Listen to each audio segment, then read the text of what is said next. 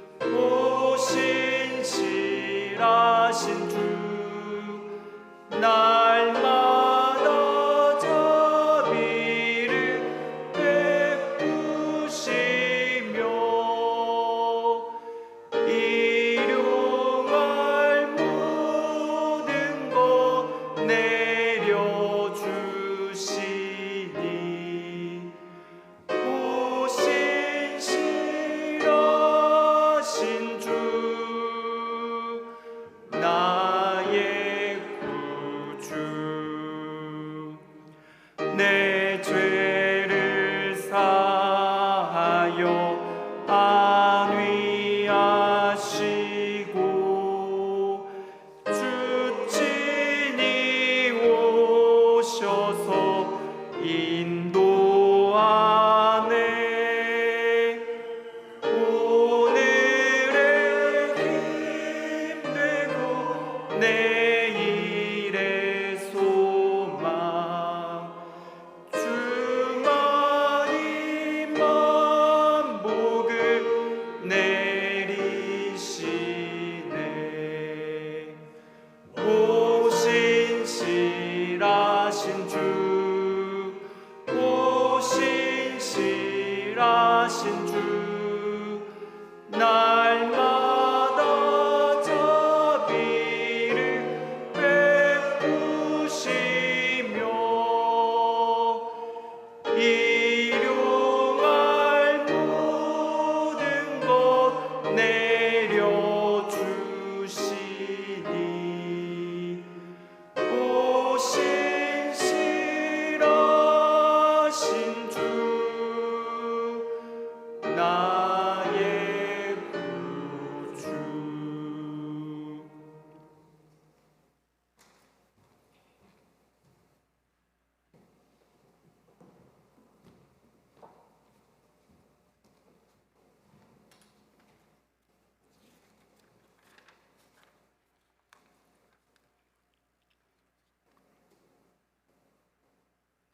여호와는 나의 못 반석이시요 나의 요새시요 나를 위하여 나를 건지시는 자시요 내가 피할 나의 반석의 하나님이시요 나의 방패시요 나의 구원의 뿌리시요 나의 높은 망대시요 그에게 피할 나의 피난처시요 나의 구원자시라 나를 폭력에서 나를 구원하셨도다. 아멘. 우리가 어렵고 힘든 일을 당할 때 기꺼이 피난처와 견고한 하나님을 찬양합니다. 우리의 안전한 도피성이 되셔서 어제나 오늘이나 영원토록 우리를 받아주시고 안전하게 돌보시는 구원자 하나님을 찬양합니다. 바람이 차가워지는 계절 속에서도 주님의 사랑과 은혜로 지켜주시고 삶의 터전 가운데 맡겨진 일들을 감당하게 하시고 수요 예배로 함께 모여 예배하게 하신 감사드립니다. 연약한 저희는 세상의 어려움 속에서 넘어질 수밖에 없었으나 주님께서 저희의 피난처와 방패가 되어 주시어 죄악의 길에서 건지시고 주의 전으로 인도하여 주시니 감사합니다. 하지만 삶 속에서 하나님의 선하심을 신뢰하면서도 작은 일에도 염려하고 근심하며 주님의 인도하심을 온전히 신뢰하지 못했던 저희의 부족한 믿음을 회개하며 또한 세상의 소리에 마음 빼앗기며 하나님의 자녀로서 구별된 삶을 살지 못했던 죄 회개하오니 예수 그리스도의 십자가 보혈로 우리의 죄악과 허물을 씻어주소서. 추워지는 계절 속에서도 우리의 영혼이 주의 따스한 손길로 어루만져 주심을 감사드립니다. 세상의 소음이 커질수록 오히려 주님의 음성에 귀 기울이게 하시고 눈에 보이는 것보다 영원한 하나님을 바라보게 하소서. 불안한 시대 속에서도 믿음이 흔들리지 않게 붙드사 말씀과 기도로 굳게 서서 세상을 향해 하나님의 향기를 흘러보내게 하소서. 서로를 품고 이해하며 상한 마음을 위로하여 주시고 화해와 이해로 하나 되어 주님의 사랑이 흘러가게 하소서.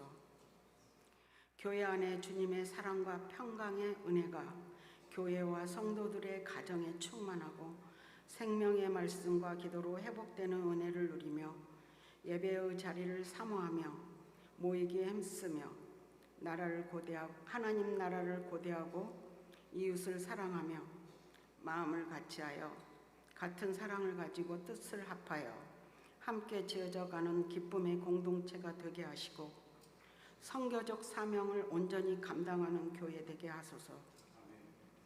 담임 목사님과 목회팀이 영육간에 강건하고 하나님 나라의 비전으로 맡겨진 영혼들을 하나님의 사랑과 말씀으로 잘 양육하게 하시고 가정에도 하늘 평안을 주소서. 교회 공동체를 섬기시는 직분자들이 신실함으로 맡겨진 사역을 잘 감당할 수 있도록 풍성한 은혜와 영육간의 강건함을 주소서. 또한 교회에서 파송된 새 가정의 선교사님들 가정과 사역 위에 축복하시고 풍성한 은혜를 부어주셔서 복음을 증거할 때마다 각 사람 심령 속에 역사하셔서 주께 돌아오게 하시고 선교사님들의 기도와 간구를 채워주시고 건강을 지켜주소서.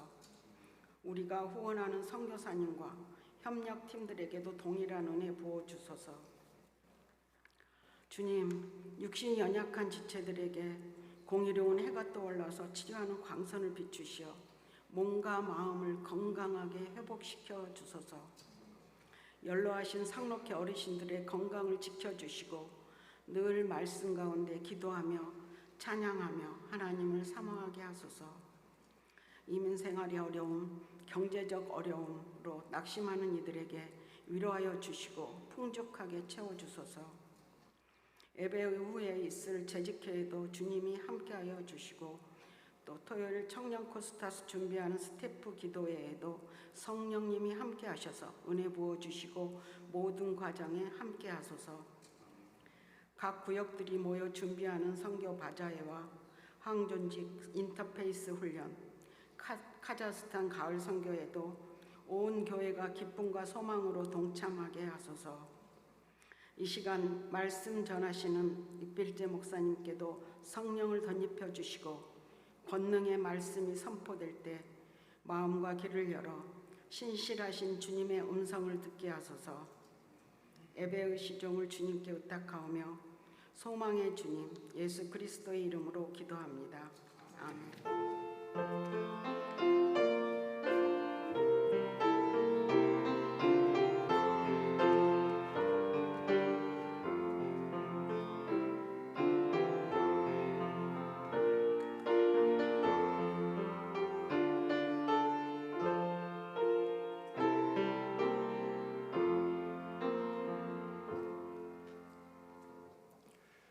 교회 소식을 전해드리겠습니다. 권사님께서 기도해 주셨던 것처럼 오늘 수요 예배 후에 3분기 재정 결산을 위한 재직회가 이곳 본당에서 진행됩니다. 재직 성도님들께서는 한 분도 빠짐없이 모두 참석해 주시기를 바랍니다.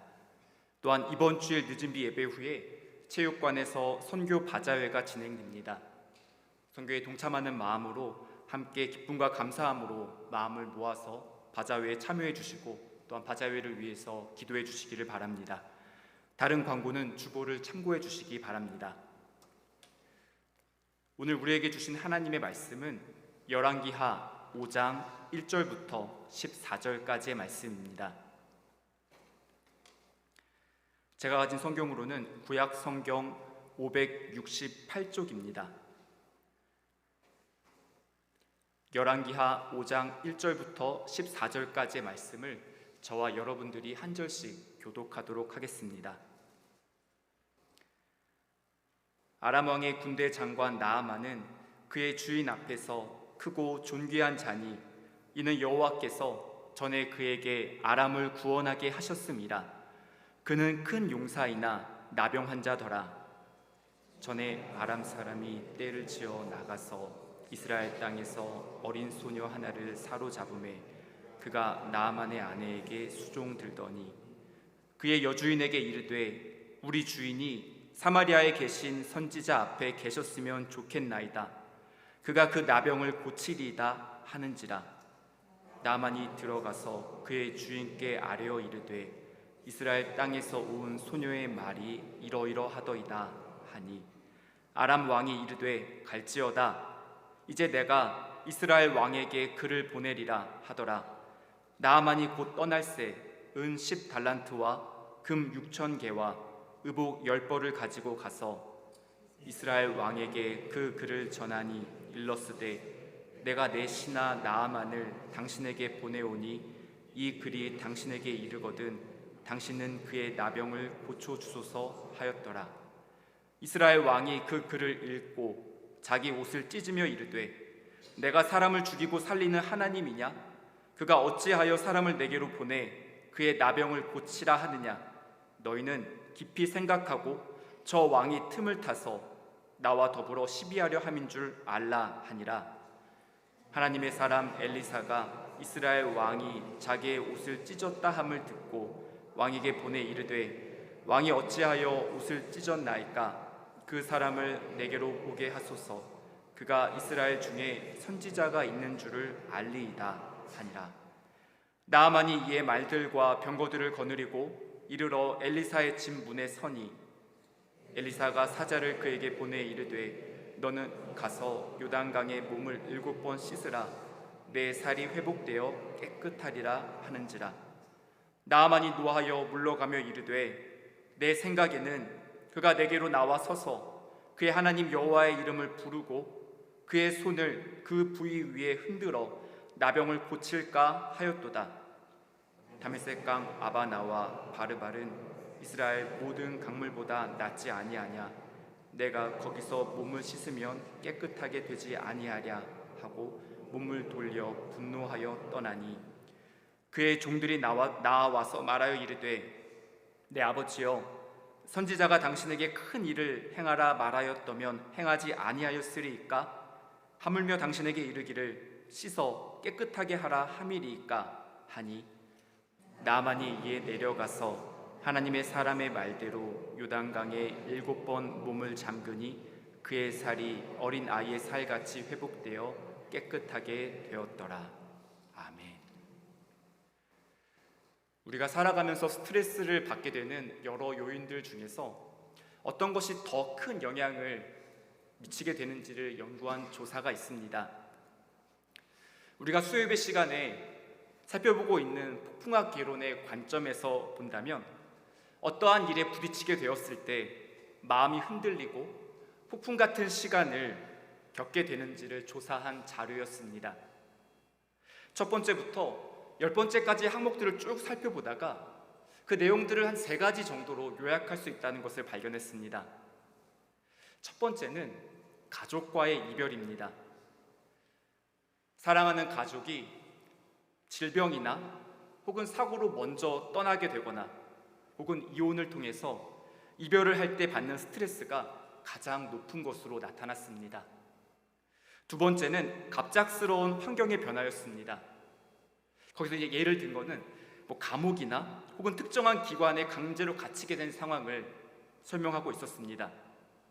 이러한 갑작스러운 환경의 변화에 결혼이 포함된다는 것이 조금은 의아하기도 했고 좀 나병이 고침받았던 사건을 기록하고 있습니다.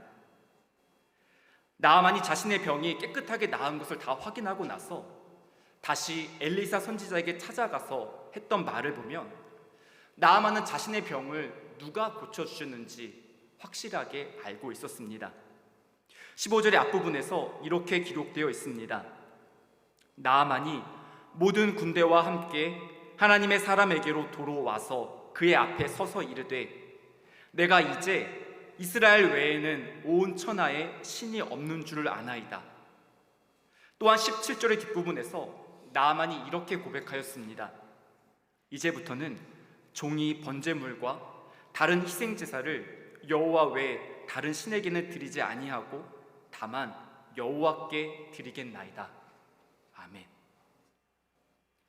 하나님께서 자신의 질병을 고쳐주시고 자신의 문제를 해결해 주셨다는 사실을 깨달았던 나아만은 하나님의 주권을 인정하는 사람이 되었습니다.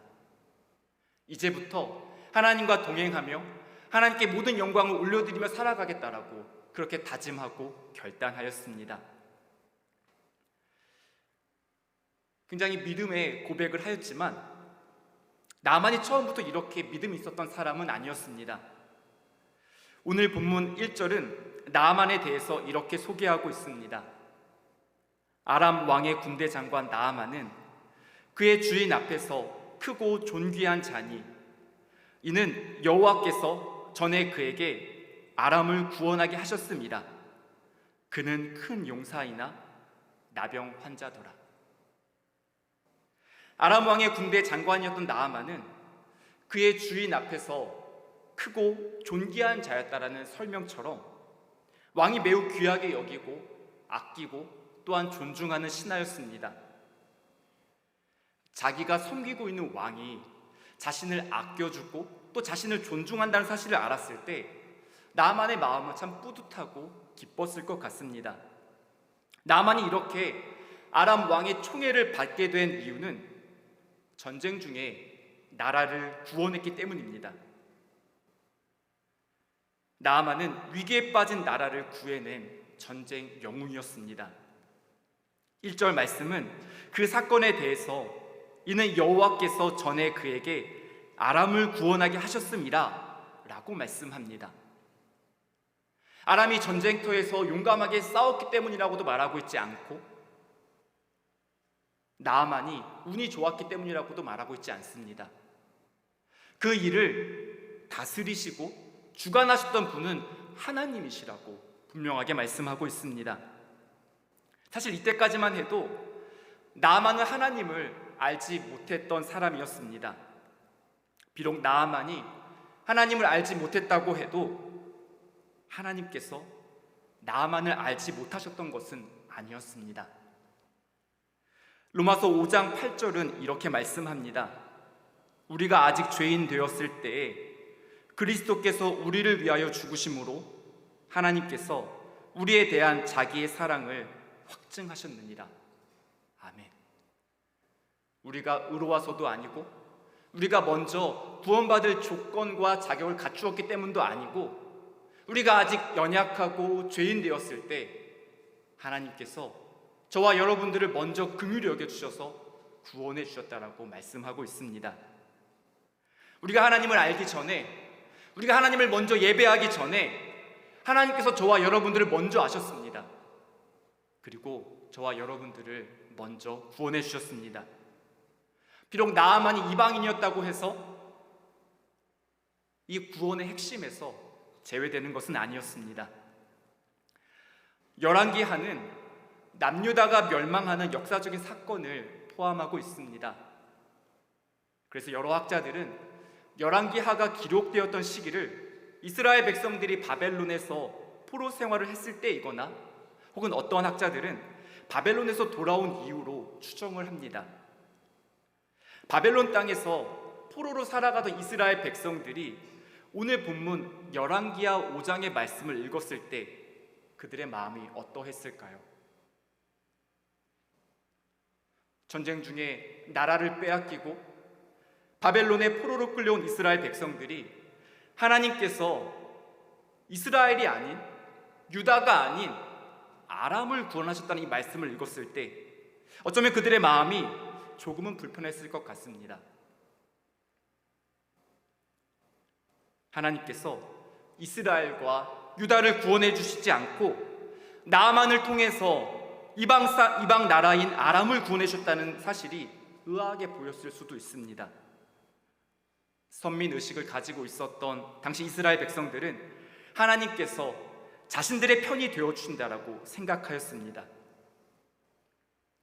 하나님께서는 나아만을 통해서 아람을 도와주시고 또한 그들을 구원해 주셨다라는 기록을 통해서 하나님께서 이스라엘 백성들만의 하나님이 아니시고 온 세상을 창조하시고 다스리시는 하나님이라는 사실을 분명하게 보여주고 있습니다. 포로로 끌려가 있던 이스라엘 백성들의 시야를 넓혀주시는 장면이 바로 오늘 본문의 말씀입니다.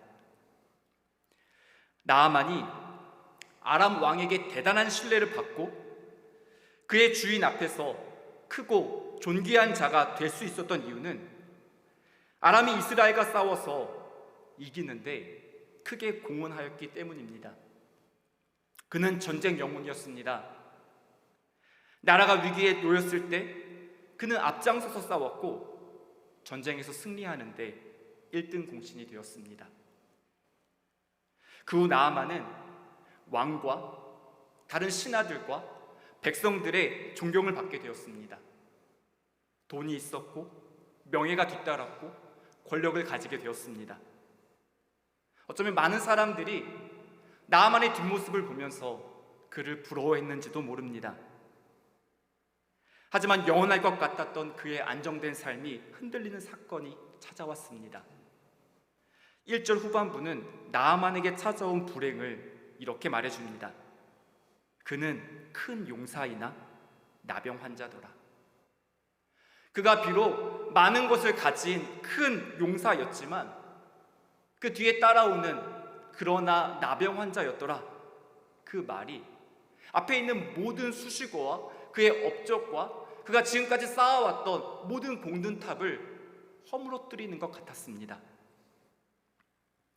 나아만의 직업은 군인이었습니다. 옛날이나 지금이나 군인들은 전쟁에 나가서 싸우기 위해 평소에도 다른 군인들과 함께 훈련을 하고 공동체 생활을 합니다. 군 사령관이 지독한 전염병에 걸리면 더 이상 군사들과 함께 훈련도 할 수 없고 부대를 지휘할 수도 없게 됩니다. 전쟁터에 나가서 다른 군인들과 함께 싸울 수도 없습니다. 어쩌면 자신에게 찾아온 이 질병 때문에 건강만 잃은 것이 아니라 직업을 잃고 부와 명예와 자신의 모든 것을 잃어버리게 될 위기에 처하게 되었습니다. 어쩌면 자신의 부하들에게 피해를 줄지도 모른다는 생각 때문에 나아만은 어떻게 해서든지 자신에게 찾아온 그 나병을 고치고 싶었습니다. 아마도 의사를 찾아가 보지 않았을까요? 건강에 좋다는 약도 먹어보았을 것 같습니다. 용하다고 소문난 제사장이나 주술사를 만났을 수도 있을 것 같습니다.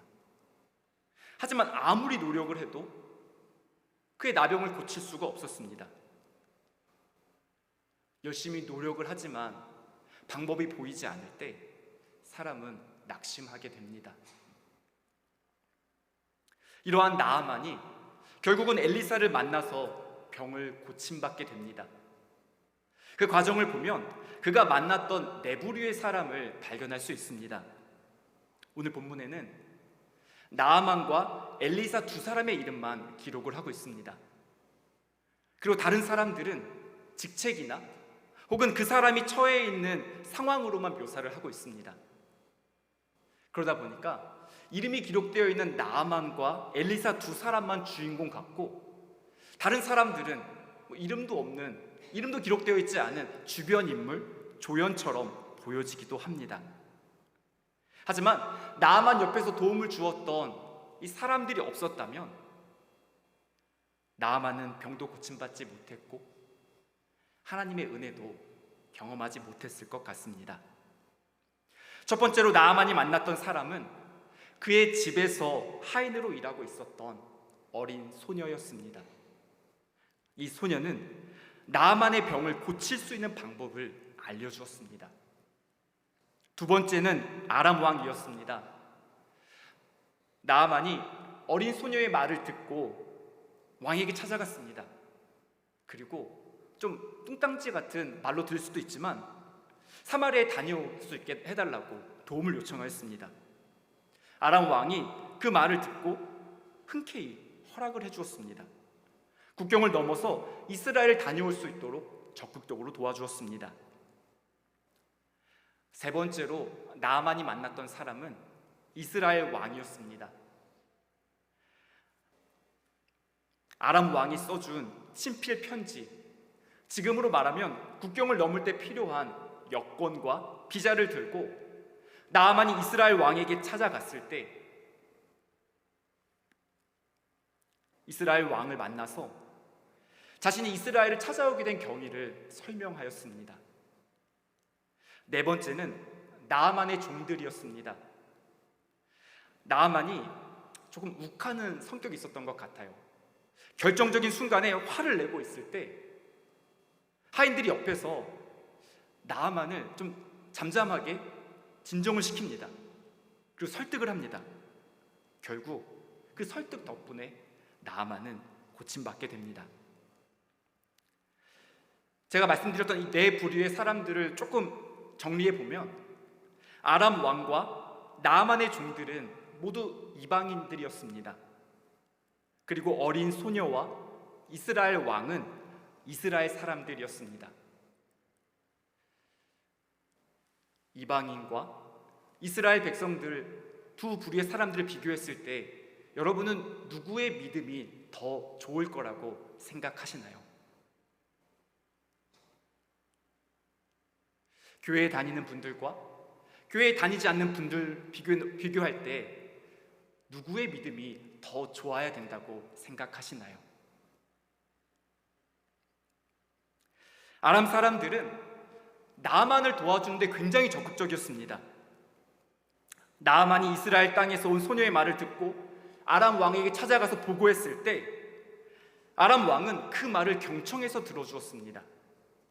그리고 외교적인 방법을 동원해서라도 자신이 아끼는 신하의 병을 고칠 수 있도록 적극적으로 도와주려고 하였습니다. 당시 아람과 이스라엘은 우호적인 관계의 나라가 아니었습니다. 틈만 나면 서로 침략하고 쳐들어가고 약탈하는 그런 적대적인 관계였습니다. 이러한 점을 고려해 본다면 아람 왕의 지원은 굉장히 파격적인 결정이었습니다. 나아만의 종들도 크게 힘을 보탰던 사람들입니다.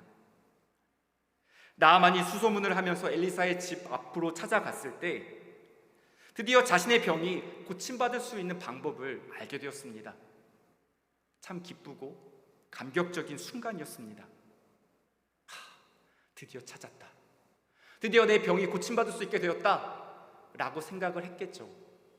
하지만 나아만은 그 방법이 왠지 마음에 들지 않았습니다. 10절 말씀을 제가 읽어보겠습니다. 엘리사가 사자를 그에게 보내 이르되 너는 가서 요단강에 몸을 7번 씻으라. 내 살이 회복되어 깨끗하리라 하는지라. 사실 전혀 어려운 방법이 아닙니다. 뭐 돈이 많이 드는 것도 아니고 엄청난 수고가 드는 것도 아닙니다. 하지만 나아만은 그 방법이 마음에 들지 않았습니다. 엘리사가 전해주었던 처방전을 보고 이건 내 생각과 다른데? 라고 생각하였습니다. 11절의 말씀을 제가 이어서 읽어보겠습니다. 나아만이 노하여 물러가며 이르되 내 생각에는 그가 내게로 나와서서 그의 하나님 여호와의 이름을 부르고 그의 손을 그 부위 위에 흔들어 나병을 고칠까 하였도다.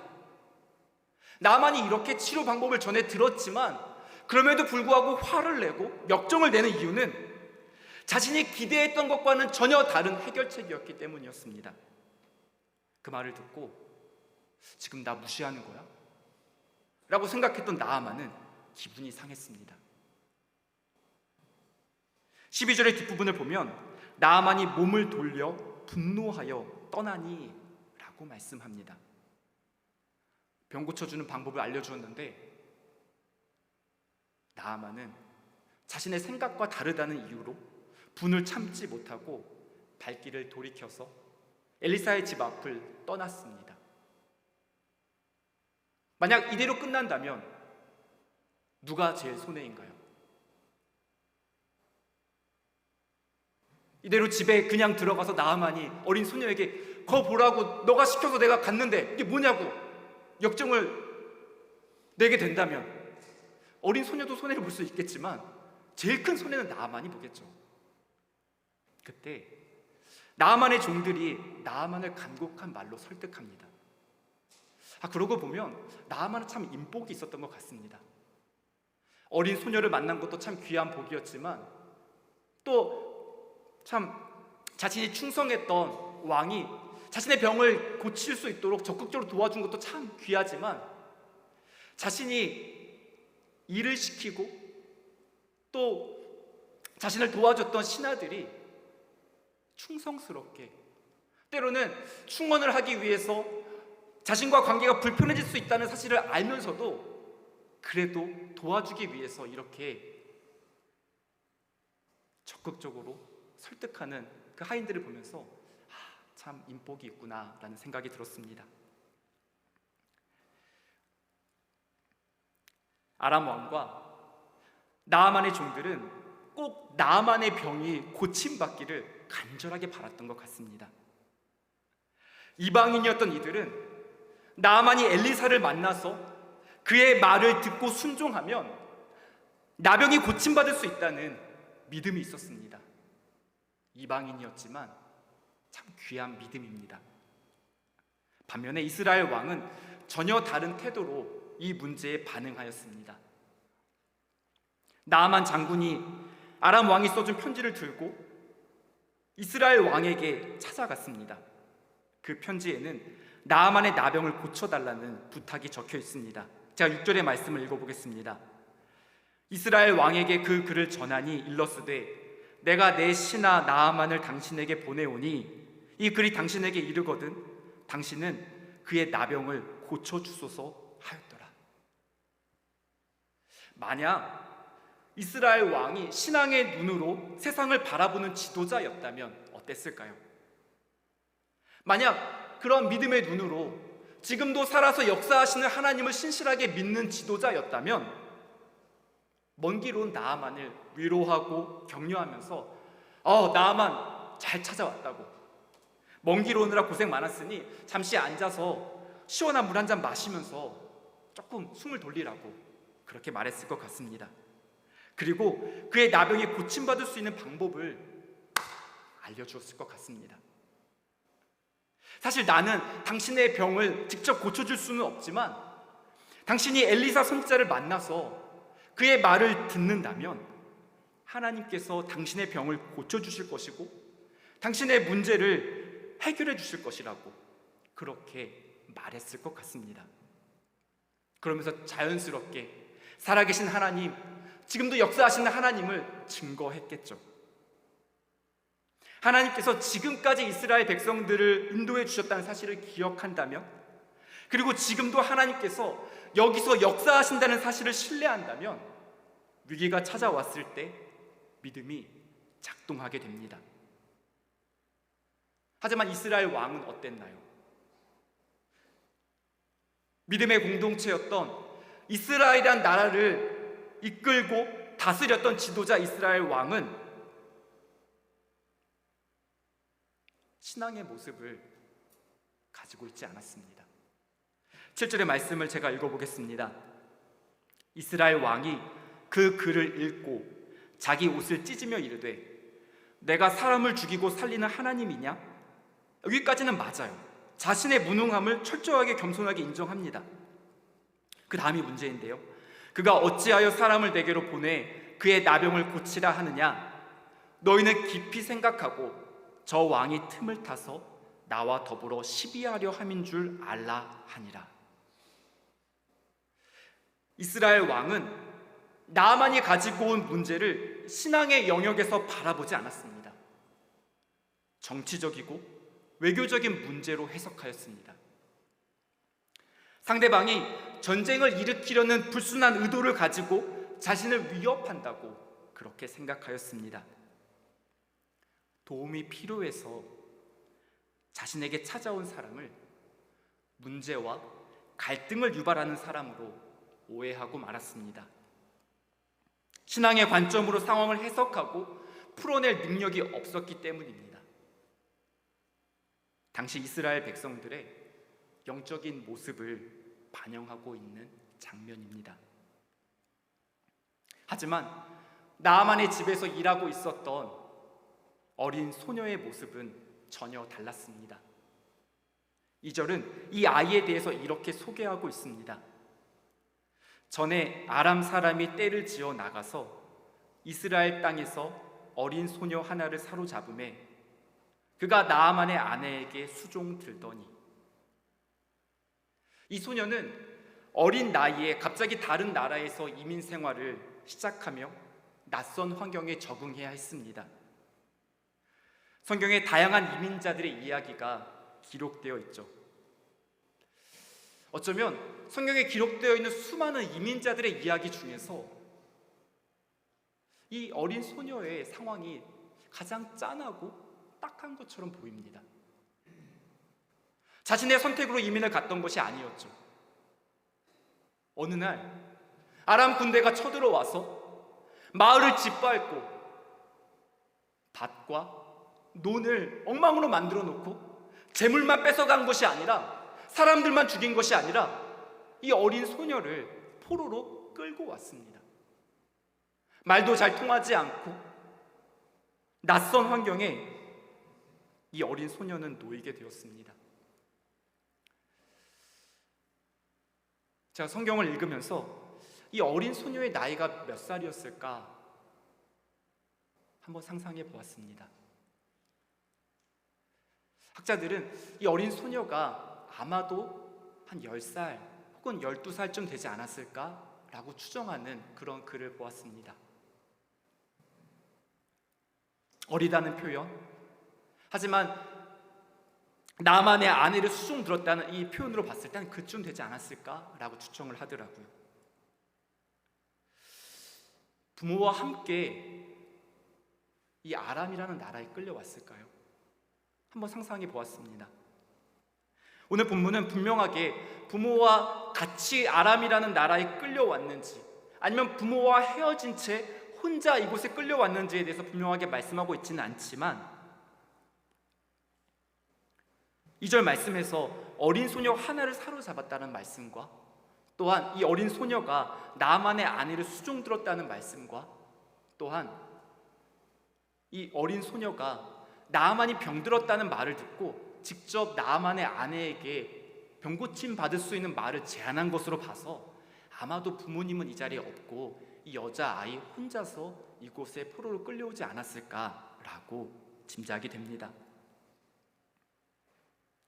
이 어린 소녀는 비록 어린 나이였지만 인생의 쓴맛을 다 겪으면서 다른 나라에 와서 철저히 외롭게 살아야 했습니다.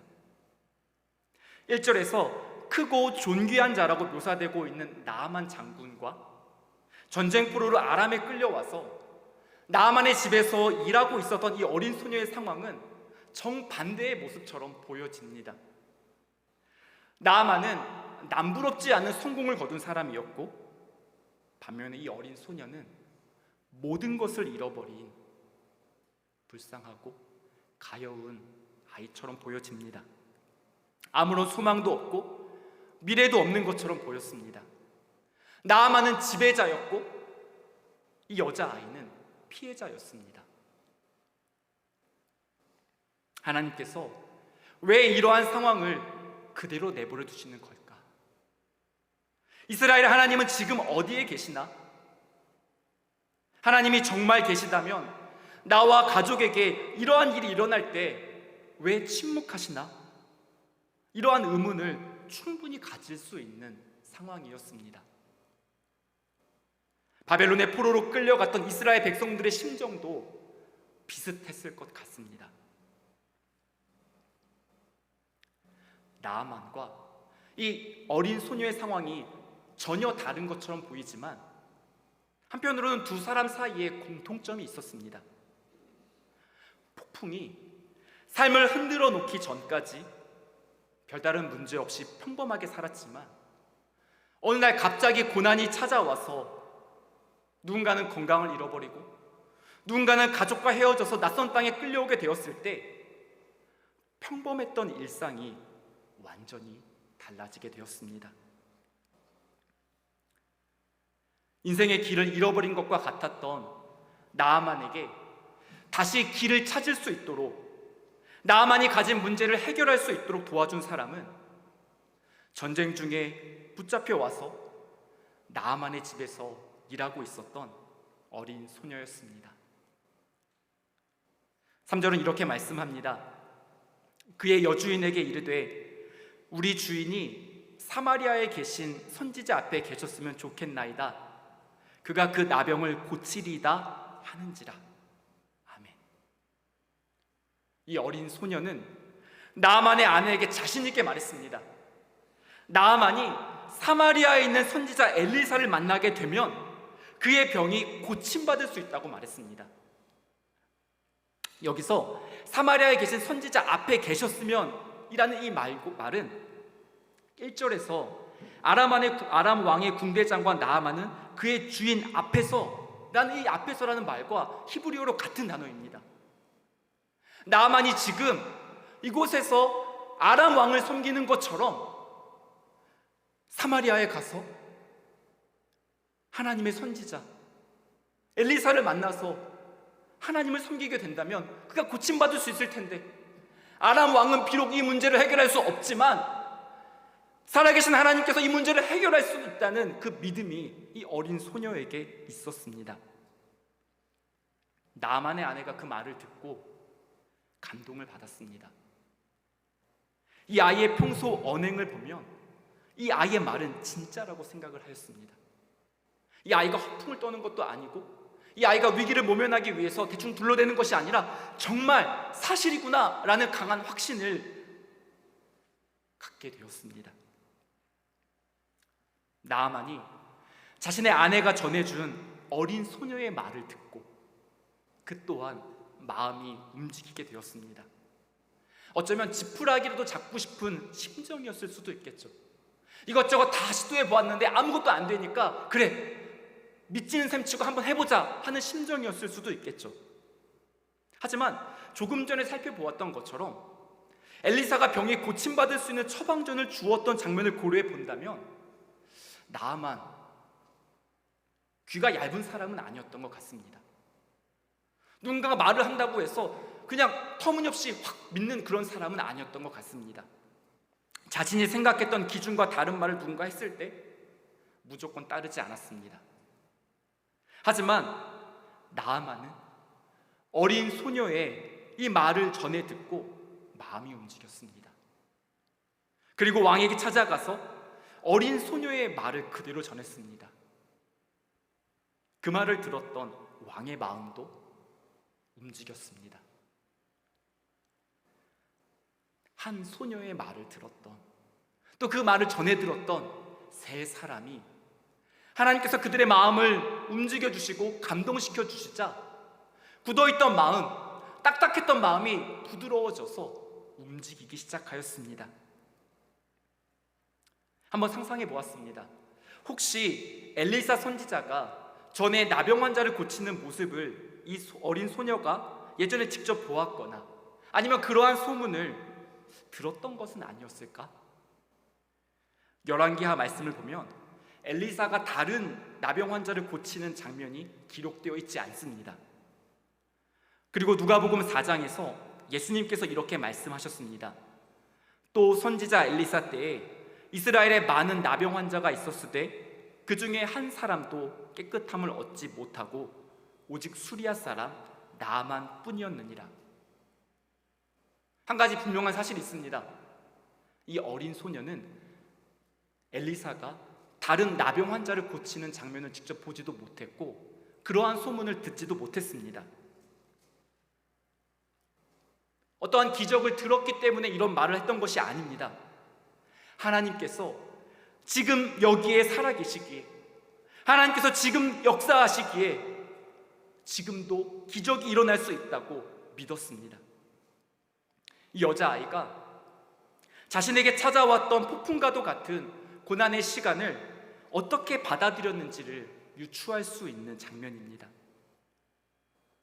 지금 이 어린 소녀의 문제는 아직 전혀 해결되지 않았습니다. 가족들과 헤어져서 남의 나라에 있고 원수 같은 사람을 섬기면서 살아야 했습니다. 하지만 이 어린 소녀는 자신의 문제에 매몰되어 있지 않고 온 세상을 다스리시는 하나님, 자신이 비록 낯선 이방 땅에서 살아가고 있지만 고난 중에 함께 하시고 사망의 음침한 골짜기로 지나가고 있는 것과 같은 상황에서도 선한 길로 인도하시는 하나님께 집중하였습니다. 그의 시선이 다른 곳에 머무르지 않고 눈을 들어서, 믿음의 눈을 들어서 살아계신 하나님, 전능하신 하나님을 바라보았습니다. 상황만 놓고 본다면 이 여자아이는 모든 것을 잃어버린 아무것도 없는 사람처럼 보였습니다. 하지만 신실하신 하나님을 신뢰하였기 때문에 마치 모든 것을 가진 사람처럼 자신 있게 말할 수 있었습니다. 고린도후서 6장은 이렇게 말씀합니다. 우리는 속이는 자 같으나 참되고 무명한 자 같으나 유명한 자요, 죽은 자 같으나 보라 우리가 살아있고, 징계를 받는 자 같으나 죽임을 당하지 아니하고, 근심하는 자 같으나 항상 기뻐하고, 가난한 자 같으나 많은 사람을 부유하게 하고, 아무것도 없는 자 같으나 모든 것을 가진 자로다. 아멘. 겉모습과 주변 상황이 아니라 지금도 역사하시는 하나님을 바라보는 믿음이 폭풍과도 같은 고난의 시간을 견뎌내는 힘이 됩니다. 조금 냉정하게 말씀을 드리면 오늘 본문에 등장하는 어린 소녀에게 나아만 장군은 원수 같은 사람이었습니다. 이 소녀의 행복을 빼앗았고 억지로 여기까지 끌고 와서 고된 노동을 시켰던 이 아람 군대의 지휘관 나아만 장군은 원수 같은 사람이었죠. 이 어린 소녀는 당시 원수의 집에서 일하고 있었습니다. 보통 사람 같았으면 어땠을까요? 자신의 삶을 짓밟고 종으로 만들어 버렸던 나아만을 미워하고 원망하는 마음이 마음 깊은 곳에 남아있지 않았을까요? 만약 그러했다면 나아만이 나병에 걸렸다는 소식을 들었을 때 어떠한 생각을 했을까요? 하나님께서 드디어 내 원수를 갚아주시는구나, 하나님 역시 정의와 공의의 하나님이시구나, 그렇게 생각하며 하나님을 찬양했을 수도 있겠죠. 다른 사람의 아픔을 보면서 그래, 하나님께서 저 사람을 드디어 심판하시는구나 라고 생각했을 수도 있겠죠. 하지만 이 어린 소녀는 나병이 걸린 나아만을 긍휼히 여겼습니다. 그의 마음에 미움이 남아있지 않고 하나님 아버지의 마음으로 상대방을 긍휼히 여겼습니다. 자신을 폭풍 한가운데로 끌고 왔던 나아만 장군의 불행을 보면서 기뻐하지 않았습니다. 자신의 삶을 그렇게 허비하지 않았습니다. 대신에 그를 긍휼히 여기면서 생명과 구원의 비밀을 알려주었습니다. 희망을 잃어버리고 고난 중에 있는 이웃을 보면서 그 사람의 아픔을 외면하지 않았습니다. 긍휼히 여기고 한 걸음 다가갔습니다. 하나님을 만나면 문제가 해결되고 고침받을 수 있다는 복된 소식을 나아만 장군에게 전해주었습니다. 이것이 바로 하나님 나라 백성의 모습입니다. 비록 바벨론의 포로로 끌려간다 할지라도, 비록 아람 나라에 포로로 끌려간다 할지라도, 아무것도 없는 사람처럼 보인다 할지라도, 누군가 내 행복을 빼앗아 간다 할지라도 그 사람이 내 행복을 빼앗아 갈 수 없다는 사실을 깨닫고 하나님 안에서 참된 행복을 발견하는 사람만이 누릴 수 있는 특권입니다. 마태복음 5장 7절은 이렇게 말씀하죠. 긍휼히 여기는 자는 복이 있나니 그들이 긍휼히 여김을 받을 것이미요. 아멘. 예수님께서는 저와 여러분에게 숙제를 내주셨습니다. 사랑하는 가족들을 판단하지 말고 긍휼히 여기라는 숙제를 내주셨습니다. 함께 신앙생활하는 성도들을 긍휼히 여기라는 숙제를 내주셨습니다. 우리가 직장에서 만나는 분들, 이웃 주민들을 볼 때 우리의 생각으로 판단하는 대신에 그들의 아픔을 보면서 공감하고 긍휼히 여기라고 그렇게 말씀하셨습니다. 아무것도 의지할 것이 없는 어린 소녀가 모든 것을 가진 것과 같았던 나아만 장군을 긍휼히 여기는 마음을 갖게 되었을 때 하나님께서 이 어린 소녀를 사용하셔서 나아만의 병이 고침받게 되었습니다. 그리고 이 사건을 통해서 완고한 것처럼 보였던 이방 세계에 살아계신 하나님의 역사가 드러나게 되었습니다. 설교를 마무리하면서 나아만이 깨끗하게 병이 나아서 고향으로 돌아가는 모습을 한번 같이 상상해 보았으면 좋겠습니다. 나아만은 하나님께서 자신의 병을 고쳐주셨다는 사실을 분명하게 깨달았습니다. 그래서 하나님께 모든 영광을 올려드렸습니다. 또한 자신의 병이 고침받기까지 도움을 주었던 사람들을 생각하였습니다. 고향으로 다시 돌아와서 그 사람들을 만났을 때 진심으로 감사의 인사를 전했을 것 같습니다. 아람 왕에게 그렇게 감사의 인사를 전했을 것 같고, 특별히 집으로 다시 돌아왔을 때 그 어린 소녀를 다시 만났을 때, 그래, 너가 믿는 그 하나님이 바로 나를 고쳐주셨다. 내가 고침받을 수 있도록 도와줘서 진짜 고맙다. 아마도 이런 인사를 하지 않았을까 한번 상상해 봅니다. 이 어린 소녀가 하나님의 신실하심을 믿고 담대하게 복된 소식을 전했을 때 자신뿐만이 아니라 다른 사람들의 삶을 변화시키고 또한 하나님의 역사하심을 경험하게 되었습니다. 저와 여러분들의 삶 가운데 하나님의 은혜와 축복이 가득하기를 소망합니다. 그 은혜와 축복이 우리 삶에만 가득한 것이 아니라 차고 넘쳐 흘러가서 우리가 복음의 통로, 축복의 통로가 되어서 살아계신 하나님을 증거하고 복음을 전하고 하나님 나라의 증인으로 살아가게 되기를 간절히 소망합니다. 함께 기도하시겠습니다. 좋으신 하나님, 고난이 가져다주는 상실과 아픔이 저희들의 삶을 흔들어 놓으려고 할 때 믿음의 눈을 들어서 살아계신 하나님을 바라볼 수 있도록 은총을 내려 주시옵소서. 언제 어디서나 하나님의 주권을 인정하고 지금까지 저희들의 삶을 인도해 주신 하나님께서 지금도 저희들과 함께 계시고 선한 길로 인도해 주실 것을 신뢰합니다. 하나님 안에서 참된 행복을 발견하게 해주시고 또한 하나님과 동행하는 모든 이글스필드 성도님들이 되도록 은혜를 내려 주시옵소서. 고난 중에 저희들의 믿음이 더욱 유연해지고 또한 튼튼해지게 하여 주셔서 저희들이 겪고 있는 문제에만 매몰되어 있는 것이 아니라 주변을 둘러보며 형제와 자매와 이웃을 긍휼히 여기고 하나님의 역사하심을 증거하는 축복의 통로로 저희들을 사용하여 주시옵소서. 하나님 나라를 고대하고 이웃을 환대하며 연약한 이들과 연대하는 선교적 공동체로 저희들을 사용하여 주시옵소서. 이 모든 말씀 선하신 우리 주님 예수 그리스도의 이름으로 기도드립니다. 아멘.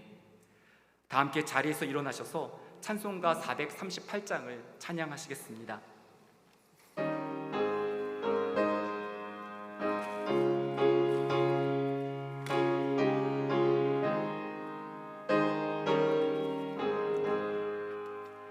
내 영혼이 은총 입어 중한 죄짐 먹고 보니 슬픔 많은 이 세상도 천국으로 화하도다. 할렐루야 찬양하세. 내 모든 죄 사함 받고 주 예수와 동행하니 그 어디나 하늘나라.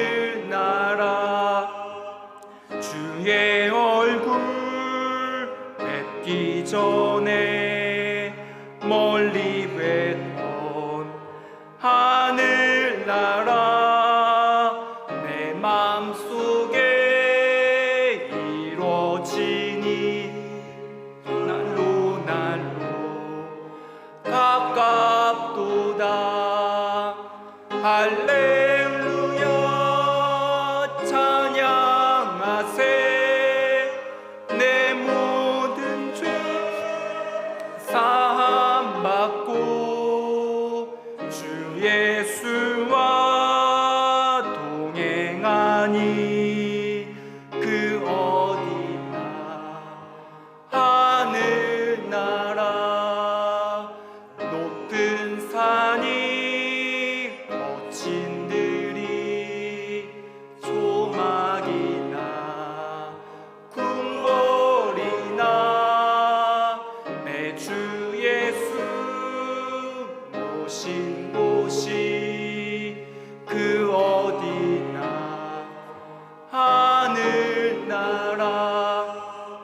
할렐루야 찬양하세. 내 모든 죄 사함 받고 주 예수와 동행하니 그 어디나 하늘나라. 우리의 주님 되신 예수 그리스도의 은혜와 하나님 아버지의 크신 사랑하심과 성령님의 감화 감동 인도하심이 어떠한 상황에도 하나님께서 주시는 평안과 은혜를 누리며 생명의 복된 소식을 이웃과 지역 사회에 전하며 축복의 통로가 되어 살아가는 모든 이글스필드 성도님들의 삶과 가정과 일터와 기도 제목 위에 지금도 선교지에서 복음을 전하며 예수 그리스도의 증인으로 살아가는 선교사님들 가운데 이제로부터 영원까지 함께 하시기를 간절히 축원하옵나이다. 아멘.